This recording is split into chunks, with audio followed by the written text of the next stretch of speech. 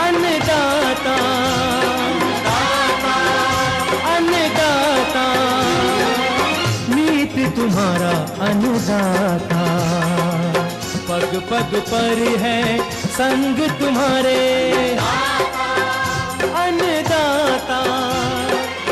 लहू किसानों का बन के पसीना सींचता है धरती का सीना, मेहनत का तेरी हक दिलवाने, नई तकनीक नई खोज बताने। पशुधन को गुणवान बनाना, पौध सुरक्षा को सिखलाना, खेती के सब गुर समझाने, भारत का सरताज बनाने, आठों पहर है संग तुम्हारे अन्नदाता, अन्नदाता। नमस्कार, मैं हूं रीनू। आप सभी दर्शकों का अन्नदाता कार्यक्रम में स्वागत करती हूं। हमारे देश का किसान जन का पोषक है, वह श्रम का देवता है, अन्नदाता है। उसमें ही भारत की आत्मा निवास करती है। ऐसे ही किसानों की प्रगति के लिए हम खेती बाड़ी से जुड़ी हुई बहुत सी नई लाभकारी जानकारियां हर रोज सुबह लेकर आते हैं। तो चलिए कार्यक्रम शुरू करने से पहले देखते हैं आज क्या है अन्नदाता में। गेहूं का बीज उत्पादन करके कमाएं अच्छी आय।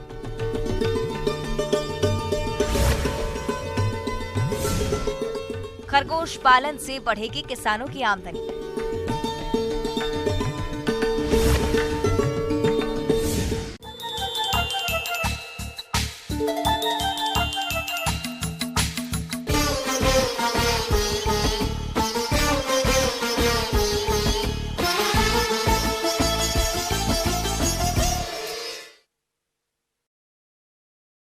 भारत में धान के बाद गेहूं दूसरी प्रमुख खाद्यान्न फसल है। विश्व स्तरीय कृषि में गेहूं का प्रथम स्थान है। किसान भाई गुणवत्ता बीज उगाकर अधिक मुनाफा ले सकते हैं, क्योंकि बाजार में इसके अच्छे दाम मिल जाते हैं। वैज्ञानिकों की माने तो गुणवत्ता बीज का उत्पादन एवं उपलब्धता किसी भी फसल की उपज क्षमता को बढ़ाने में महत्वपूर्ण कारक है। अगर किसान भाइयों आप भी गेहूं का बीज उत्पादन करना चाहते हैं तो बीज उत्पादन करते समय किन किन बातों का ध्यान रखें, इस बारे में समस्त जानकारी लेते हैं कृषि विशेषज्ञ पीएन त्रिपाठी से।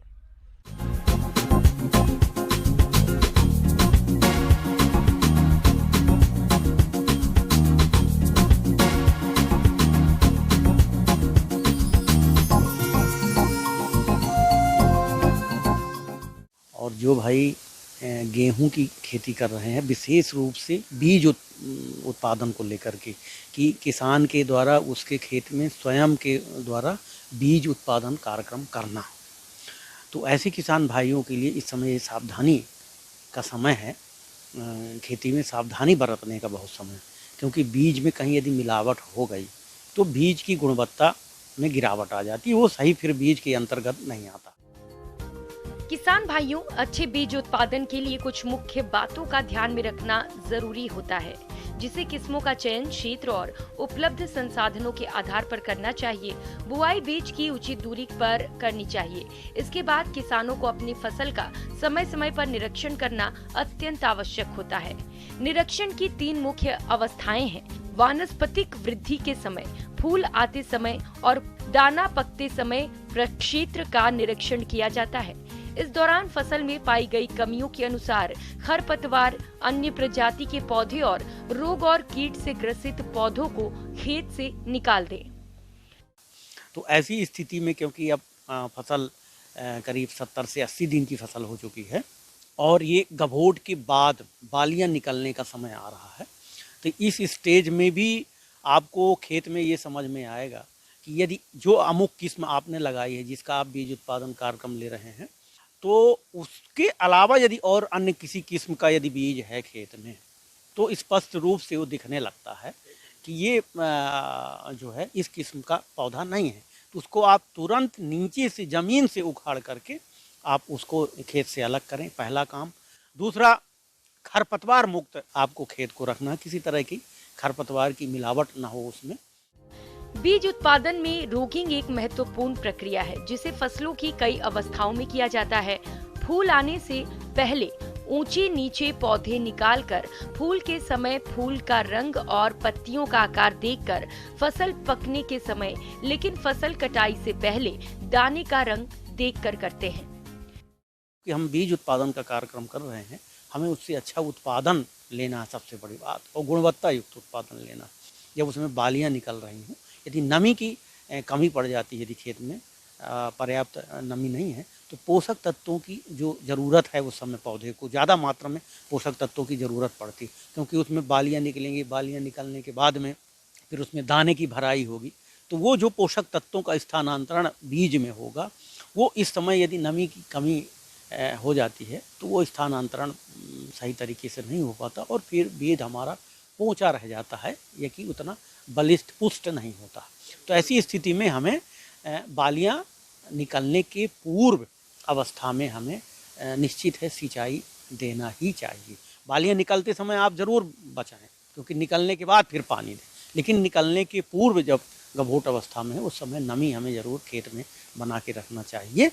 अब क्योंकि खेत में घुस भी नहीं पाते हैं किसान भाई उस तरह का, तो थोड़ा सा पोषक तत्व में ध्यान रखने की, कहीं ऐसा लगता है कि हम समय से नहीं दे पाए हैं, यूरिया नहीं दे पाए हैं, कि और पहले से कुछ चीज़ें नहीं दे पाए, तो ऐसी स्थिति में बूस्टर डोज जो कहलाता है NPK का, अब विशेष रूप से क्योंकि अभियान की तो ज़रूरत नहीं है, उसमें P और K की ज़रूरत पड़ती है। 05234 आता है, उसको आप 1.5 किलो प्रति एकड़ के हिसाब से आप 200 लीटर पानी में घोल बना करके एक छिड़काव कर दें, तो एक तो दाना जो बनेगा वो मजबूत बनेगा, दाने का अनुपात भूसा की अपेक्षा बढ़ जाएगा, उससे हमें अच्छा उत्पादन भी प्राप्त होगा। कि कभी कभी बालियां निकलने के बाद में इस समय कहीं न कहीं कंडवा भी देखने को किसानों की द्वारा बताया गया है। तो ऐसी स्थिति में किसी भी तरह से हमें खेत को रोग मुक्त उस फसल को, गेहूं की फसल को रखना है। तो ऐसी अवस्था में कहीं ऐसा आपको टेढ़ा मेढ़ा और काला चूर्ण का इस तरह से ऐसा पौधा कहीं दिखे, तो सबसे पहले तो उसको आप पूरा पौधा सहित वहाँ से खेत से निकाल लीजिए, और फिर इसके बाद में उसको ज़मीन में गाड़ना है। और साथ ही साथ एक सर्वांगी जो फफूंदनाशी है कार्बेंडाजिम 50 WP का, उसको 2 ग्राम प्रति लीटर पानी में घोल बना करके एक छिड़काव कर दीजिए। फिर दूसरा फिर आप इसको बदल के फिर प्रोपिकोनाजोल है वो आता है, उसको भी आप 1 ग्राम प्रति लीटर पानी में घोल बना करके आप उसको भी दूसरा स्प्रे कर दीजिए। बीज उत्पादन के लिए फसल कटाई के समय विशेष रूप से ध्यान रखें कि किसी भी अन्य प्रकार के प्रजाति के बीज अथवा फसल न मिलने पाए। जिसे खेत के फसल से बीज उत्पादन किया जाना है, उस फसल को पूर्ण रूप से पक जाने के बाद ही सही अवस्था में ही काटा जाना चाहिए। फसल कटाई के बाद मड़ाई के लिए पहले प्रयोग में लिए जाने से पूर्व साफ करके मड़ाई करें। मड़ाई के बाद बीजों की छनाई की जाती है। इसके बाद बीजों की ग्रेडिंग करते हैं। इस प्रकार से बीज उत्पादन करके किसान अधिक आमदनी ले सकते हैं।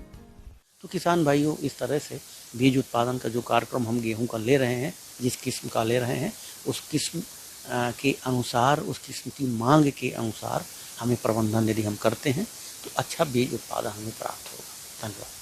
किसान भाइयों, अब लेते हैं एक छोटा सा ब्रेक, जल्द लौटेंगे।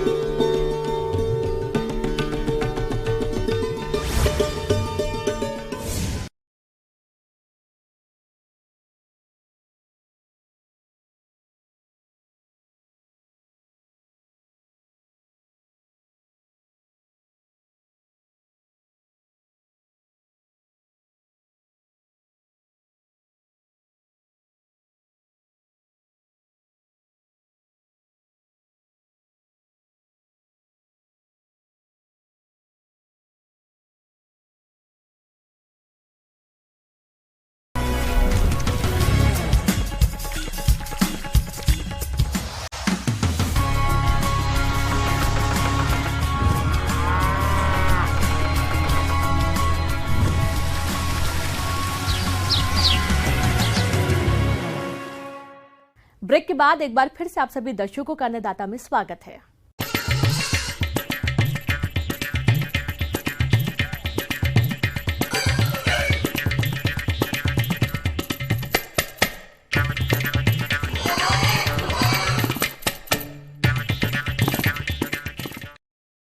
आज भारत में खरगोश खरगोश पालन के प्रति किसानों का रुझान तेजी से बढ़ रहा है।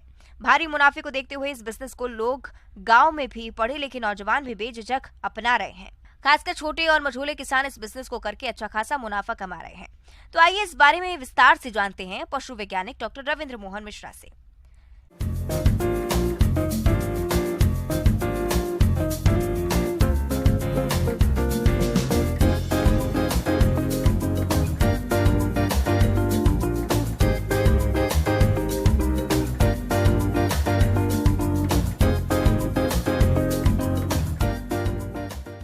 किसान भाइयों नमस्कार।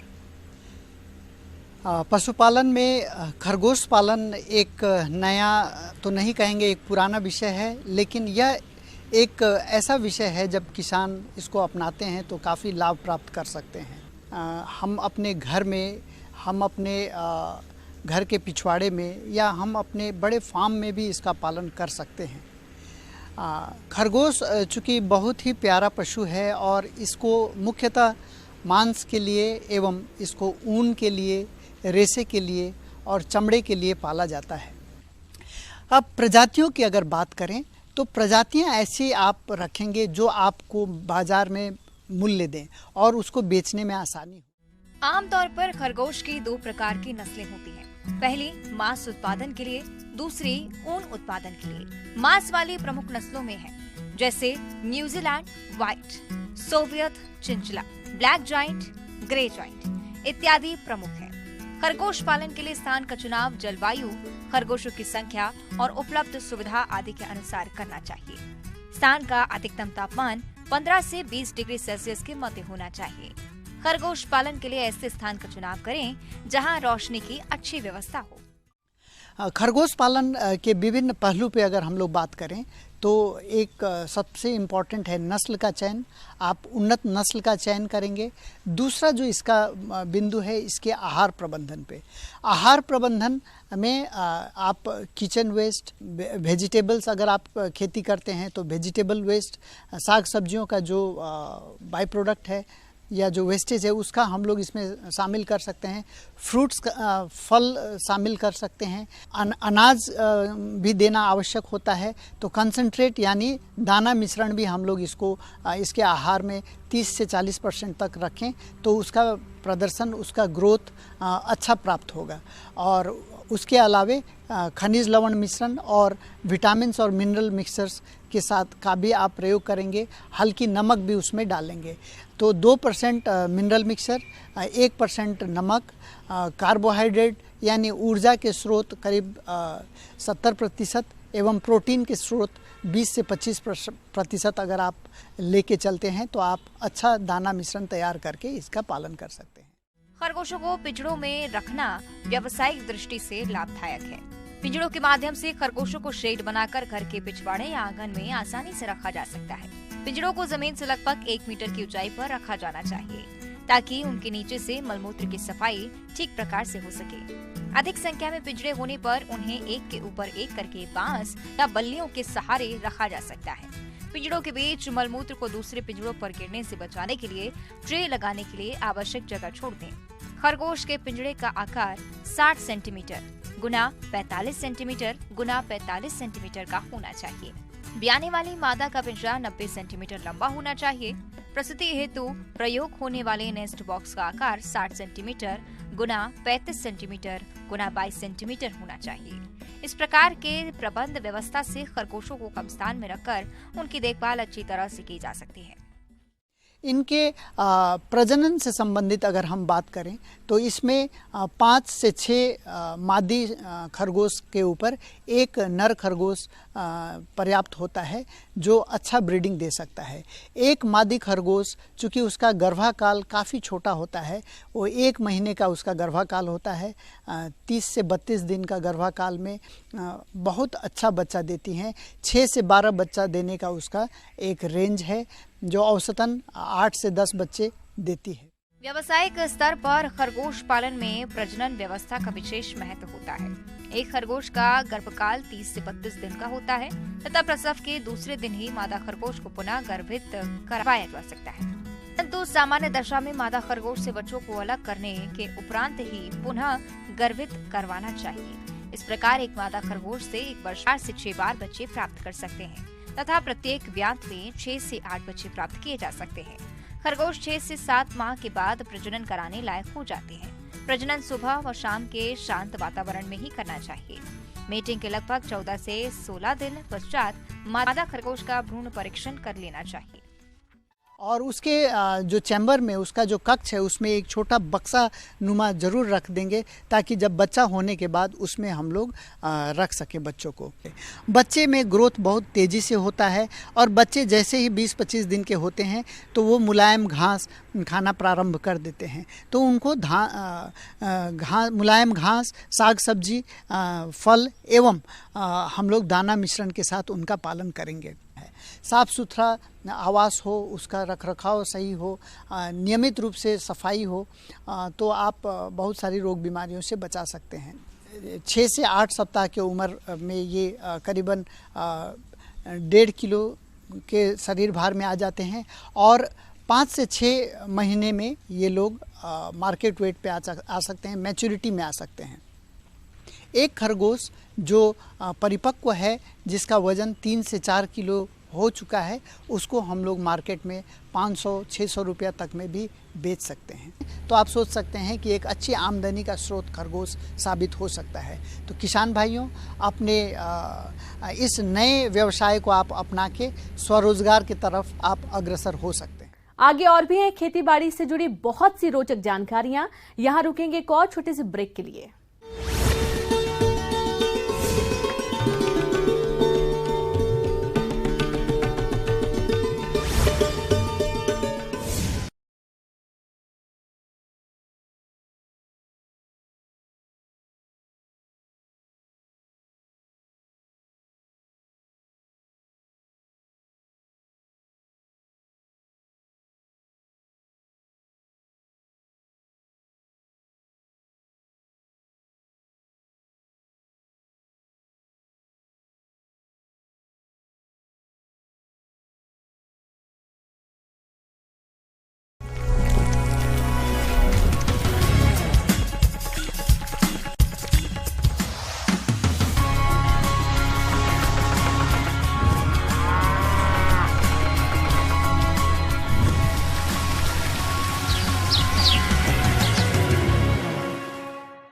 ब्रेक के बाद एक बार फिर से आप सभी दर्शकों का अन्नदाता कार्यक्रम में स्वागत है।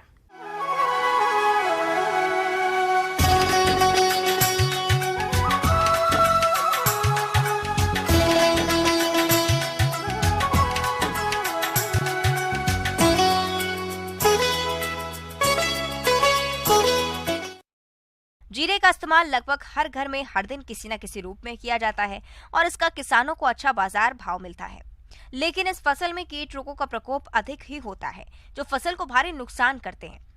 तो किसान भाइयों, जीरे की फसल में कौन कौन से कीट रोग लगते हैं और इसकी रोकथाम आप कैसे करें, इसके लिए देखिए हमारी ये खास रिपोर्ट।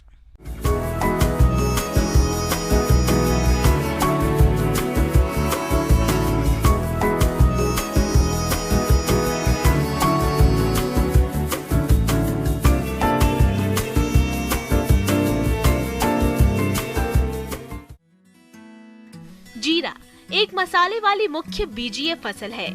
इसका उपयोग कई तरह के व्यंजनों में खुशबू उत्पन्न करने के लिए किया जाता है। इसके अलावा इसे खाने में कई तरह के उपयोग में लाया जाता है, जिसमें से कुछ लोग इसे पाउडर या भूनकर खाने में इस्तेमाल करते हैं। इसका सेवन करने से पेट संबंधी कई तरह की समस्याओं से छुटकारा मिल जाता है। भारत में इसकी खेती सबसे अधिक राजस्थान और गुजरात राज्य में की जाती है। यहाँ पर पूरे देश का कुल 80% जीरा उत्पादित किया जाता है, लेकिन अपने राज्य की औसत उपज पड़ोसी राज्य की अपेक्षा कम है, जिसका प्रमुख कारण फसल में लगने वाले कीट और रोग हैं, जिनका समय पर नियंत्रण न करने पर किसान भाइयों को कम उपज की प्राप्ति होती है।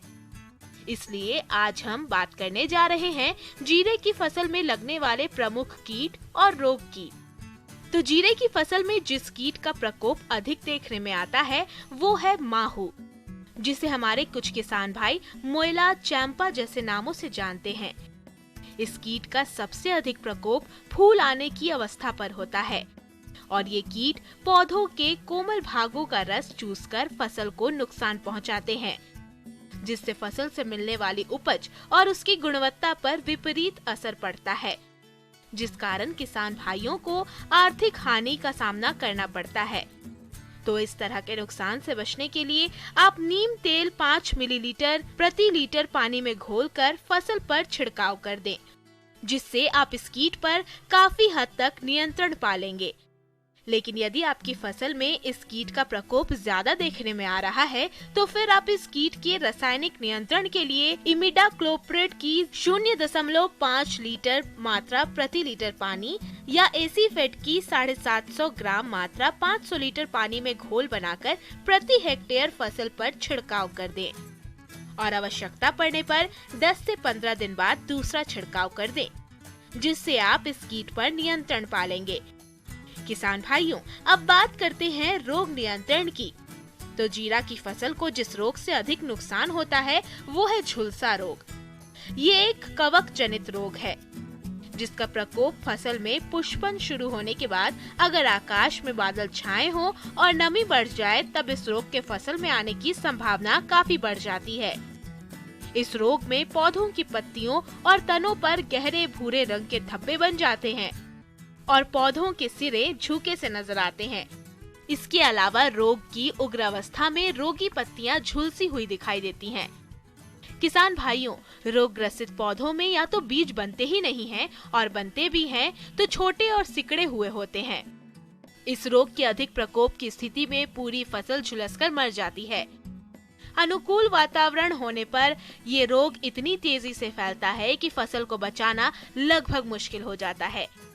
इसलिए मौसम के बदलाव आते ही बीमारी के आने की संभावना होने पर दवा का छिड़काव करके फसल को बचाया जा सकता है। किसान भाइयों, इस रोग के नियंत्रण के लिए मेन्कोजेब 1.5 से 2 ग्राम प्रति लीटर पानी में घोलकर फसल पर छिड़काव करें, जिससे आप इस रोग पर नियंत्रण पा लेंगे। इस तरह किसान भाइयों, आप यदि इन बताए गए फसल सुरक्षा उपायों को अपनाते हैं तो आप अपनी फसल को कीट रोग मुक्त रखते हुए फसल से अच्छी क्वालिटी की अधिक पैदावार ले सकते हैं।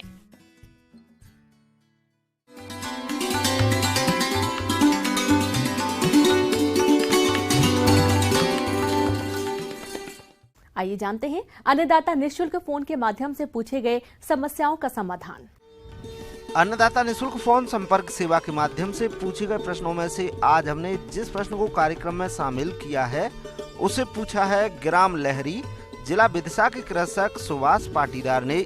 ये सेम की फसल में किए जाने वाले जरूरी कार्यों के बारे में जानकारी चाहते हैं। तो सुभाष पाटीदार जी, आपकी जानकारी के लिए प्रस्तुत है कार्यक्रम का ये अंश।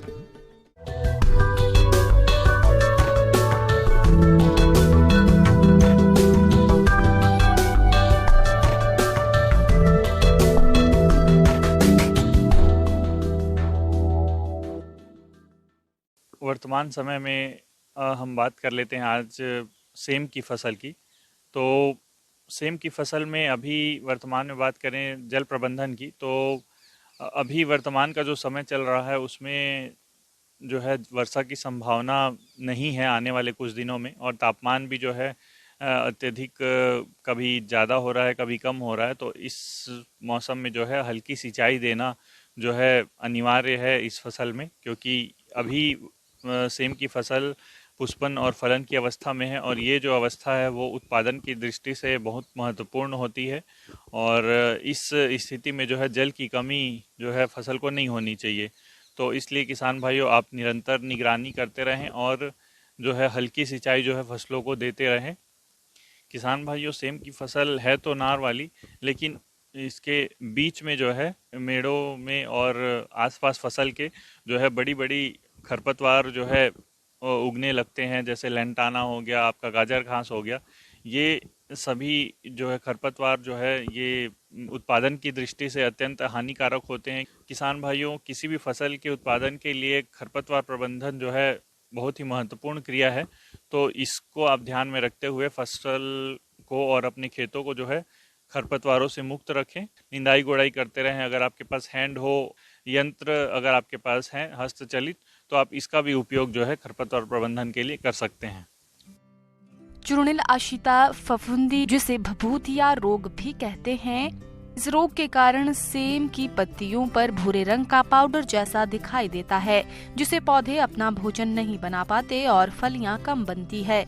इस रोग की रोकथाम के लिए खड़ी फसल पर यदि मौसम ठंडा है तो सल्फेक्स पाउडर 3 ग्राम प्रति लीटर पानी के हिसाब से घोल बनाकर छिड़काव करना चाहिए। यदि मौसम गर्म है यानी 25 डिग्री सेंटीग्रेड से ज्यादा तापमान है, तब कैराथेन नामक रसायन का 1 ग्राम प्रति लीटर पानी के हिसाब से घोल बनाकर छिड़काव कर देना चाहिए। इसके साथ ही सेम में लगने वाले सबसे महत्वपूर्ण अगर रोग की बात करें, येलो मोज़ेक वायरस, जिसे पीत सिरा रोग भी कहा जाता है। शुरुआत में जो है हल्के पीले रंग के धब्बे दिखाई देते हैं, जो धीरे धीरे बढ़कर पूरे पौधों में और आसपास के पौधों में मतलब फैल जाते हैं। और अगर कुछ दिन बाद हम अगर खेतों में देखने जाएं तो ये लगभग पूरे खेत में जो है फैल जाते हैं, जिससे पुष्प जो है नहीं बन पाते और कहीं कहीं पुष्प बन जाते हैं तो फल जो है इसमें नहीं लगते हैं। तो इसका नियंत्रण जो है समय रहते करना अति महत्वपूर्ण है, क्योंकि ये जो है लगभग 100% फसल को जो है नष्ट कर सकता है यह रोग। तो इसके नियंत्रण के लिए आप पहले तो अगर शुरुआती अवस्था में की बात की जाए तो आप नीम आधारित कीटनाशक या नीम तेल 5 ml प्रति लीटर पानी में घोल बनाकर आप इसका छिड़काव कर सकते हैं। इसके साथ ही अगर सफ़ेद मक्खी, जो कि ये प्रसार का एक वाहक है, ये जो पीला मोज़ेक वायरस है वो सफ़ेद मक्खी से फैलता है, तो अगर अधिक मात्रा में सफ़ेद मक्खियाँ आपको दिखाई दे रही है तो आप इसके लिए थायोमेथाक्साम 0.5 ग्राम प्रति लीटर पानी में घोल बनाकर आप इसका छिड़काव जो है कर सकते हैं कीट नियंत्रण के लिए। इसके बाद हम बात कर लेते हैं इसमें लगने वाले दूसरे महत्वपूर्ण कीट की। तो इसमें जो है चने की इल्ली के साथ साथ और कई प्रकार की इल्लियों का जो है प्रकोप होता है। फसल में फलों को छेद कर जो है वो अंदर छेद करके वो जो है फलों को खाने लगता है, कि मतलब दानों को खाने लगता है। इस कीट के नियंत्रण के लिए सबसे पहले कीटग्रस्त फलियों को तोड़कर नष्ट करें। खेत में प्रकाश प्रपंचों की व्यवस्था करें। इसके अलावा खेत में फेरुसन ट्रैप लगाकर भी इस कीट के प्रभाव को कम किया जा सकता है। लेकिन कीट का प्रकोप अधिक होने पर जैविक और रासायनिक दवाओं का छिड़काव करें। अगर शुरुआती अवस्था में है तो नीम आधारित कीटनाशक या नीम तेल 5 ml प्रति लीटर पानी में घोल बनाकर आप इसका छिड़काव कर सकते हैं। और अगर ये कीटों की संख्या जो है आर्थिक क्षति स्तर से ऊपर चली गई हो तो फिर आप इमामेक्टिन बेंजोएट 0.5 ml प्रति लीटर पानी में घोल बनाकर आप इसका छिड़काव जो है कर सकते हैं। तो ये थी किसान भाइयों मेरे द्वारा बताई गई छोटी छोटी जानकारियाँ, जिसको अगर आप ध्यान में रखेंगे तो निश्चित रूप से आप सेम की फसल का अधिक से अधिक उत्पादन ले सकते। किसान भाइयों, कृषि संबंधित समस्या और सुझावों के लिए आप हमें इस पते पर संपर्क कर सकते हैं। प्रोड्यूसर अन्नदाता news 18 Madhya Pradesh Chhattisgarh, Ramoji film city Hyderabad 501512। साथ ही आप हमें ईमेल भी कर सकते हैं। हमारा ईमेल है p18annadatamp@nw18.com। इसके अतिरिक्त आप हमें निःशुल्क हेल्पलाइन नंबर 1800889216 पर सोमवार से शनिवार सुबह 10 बजे से शाम 4 बजे के बीच संपर्क कर सकते हैं। अब समय हो रहा है आपसे विदा लेने का। कल फिर मुलाकात होगी कृषि से जुड़ी महत्वपूर्ण जानकारियों के साथ। नमस्कार।